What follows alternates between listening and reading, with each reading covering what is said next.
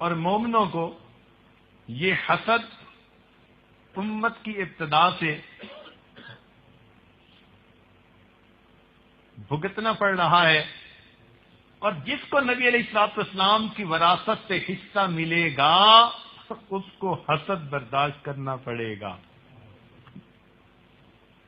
دستور یہ ہے کہ جو وارث ہوتا ہے نا، اس کو مورث کی ہر چیز میں تو حصہ ملتا ہے، حتیٰ کہ اگر وراثت میں ایک سوئی بھی چھوڑی گئی تو تقسیم کے وقت اس کا بھی لحاظ کیا جائے گا۔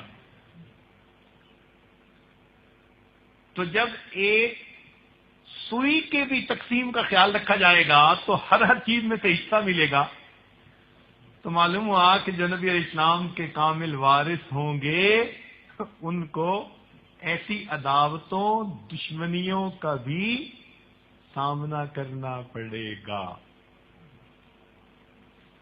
مگر ان کو وہی خلق اپنانا چاہیے جو نبی علیہ السلام نے اپنایا۔ یہ حسد اتنی بری بیماری ہے کہ اس کی مثال آگ کی مانند ہے۔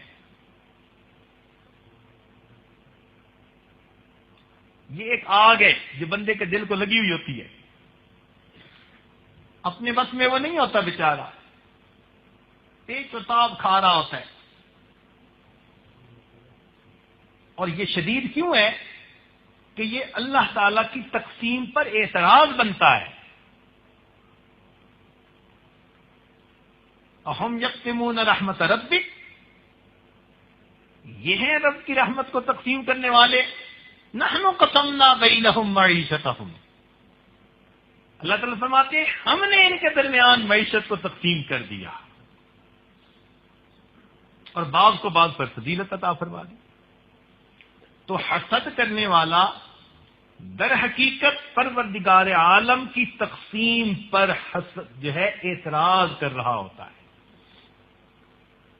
اب نعمتیں تو اللہ تعالیٰ کے پاس ہیں، وَإِن مِّن شَيْءٍ إِلَّا عِندَنَا خَزَائِنُهُ وَمَا نُنَزِّلُهُ إِلَّا بِقَدْرٍ مَّعْلُومٍ، وہ جس کو چاہے اپنی نعمتوں میں سے حصہ دے دے۔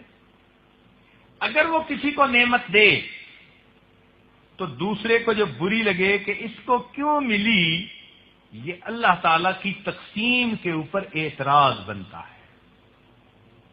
اس لیے پھر یہ بڑا شدید گناہ بن جاتا ہے، اس میں شدت آ جاتی ہے۔